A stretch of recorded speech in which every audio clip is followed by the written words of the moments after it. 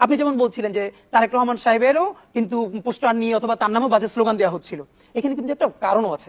ধরেন শুধু ষড়যন্ত্র না, সবকিছু ষড়যন্ত্র দিয়ে হলে হবে না, এর কিন্তু কিছু ইম্প্যাক্ট আছে। একদম প্রমাণ সহ যদি বলি, আমি আমার উপজেলায় দেখলাম যেই লোকটাকে সবাই চেনে, সে ইয়াবার ব্যবসা করে, গাজার ব্যবসা করে, মাদকের ব্যবসা করে, এমন কোনো খারাপ কাজ নেই সে করে না, এবং এইগুলোর সাথে পলিটিক্যাল শেল্টারের মধ্য দিয়ে করে।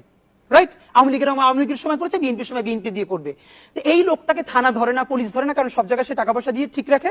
এবং আগে সে কি করেছে, এই যে ধরেন সোজা সবটা বললে, শেখ মুজিবের যে এইবার জনরোষের শিকার হতে হলো, এইটা কিন্তু ইভেন বেগম জিয়া পর্যন্ত তার সারা পলিটিক্যাল ক্যারিয়ারে শেখ মুজিবকে নিয়ে তো কখনো কোনো খারাপ কথা বলেন নাই।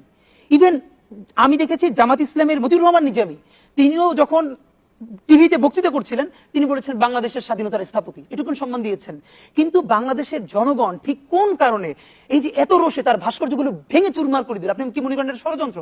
না, এর কারণ মানুষ দেখেছে তাকে, যেই লোকটা ইয়াবার ব্যবসা করে, গাজার ব্যবসা করে, মাদকের ব্যবসা করে, গুলি করে, হত্যা করে, সেই লোকটার সমস্ত ক্রাইমকে ঢেকে দিচ্ছে এই ছবিটা ব্যবহার করে। এটা দিয়ে সে লেজিটিমেসি, এর মানে সে এইটাকে সিম্বল হিসেবে মনে করছে যে এই সিম্বলটা হলো সকল অপরাধকে ঢেকে দেওয়ার সিম্বল, আয়নাঘর, গুম, খুন, ধর্ষণ, হত্যা, এগুলোকে পার পেয়ে যাওয়ার সিম্বল। সুতরাং ওই সিম্বল ভেঙে ফেলতে হবে, ব্যক্তি না। একই কাজ এখন ওই লোকটা যে এতদিন শেখ মুজিবের ছবি বইয়ে বেরিয়েছে, এখন সে হঠাৎ করে এখন বিএনপির ছবি, কার ছবি? বেগম শহীদ জিয়ার ছবি, বেগম জিয়ার ছবি, তারেক রহমান সাহেবের ছবি দিয়ে সে পোস্টার করছে। এখন উপজেলায়, জেলায়, ঢাকার যে ছেলেটা দেখছে কি, আমি এই লোকটাকে চিনি, সে ভয়াবহ অপরাধী, একদম সব থেকে সোসাইটির খারাপ লোকটা। সে খালেদা জিয়া, তারেক জিয়া এবং শহীদ জিয়ার ছবি দিয়ে তার এই যে লেজিটিমেসি নিচ্ছে, তখন মানুষ কিন্তু আহত হয়। এখন এই যে বারবার বিএনপি বলে না যে ব্যক্তির দিয়ে সংগঠন নিবে না, এটা একটা স্টুপিড কথা। কেন?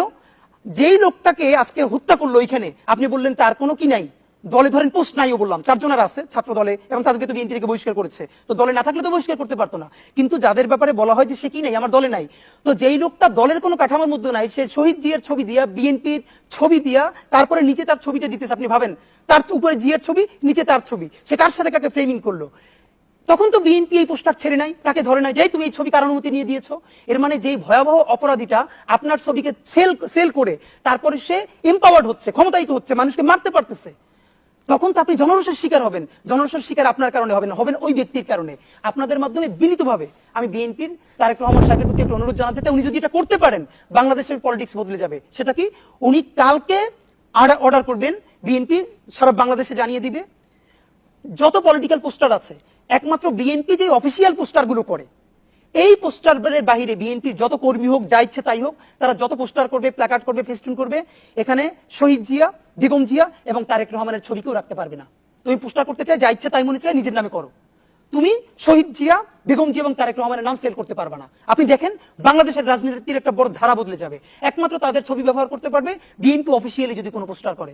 কিন্তু আপনি এটাও করবেন না, এলাকার সব থেকে বদমাইশ লোকটারে আপনার ছবি ব্যবহার করতে দিবেন, কিন্তু সে যখন অপরাধ করবে তার দায়টা আবার নিবেন না, এটা তো আপনি পারবেন না। আপনি যদি তাকে ওই খারাপ কাজ করার বৈধতা দিয়ে থাকেন আপনার ছবি ব্যবহার করে, তার দায়টাও আপনাকে নিতে পারতে হবে।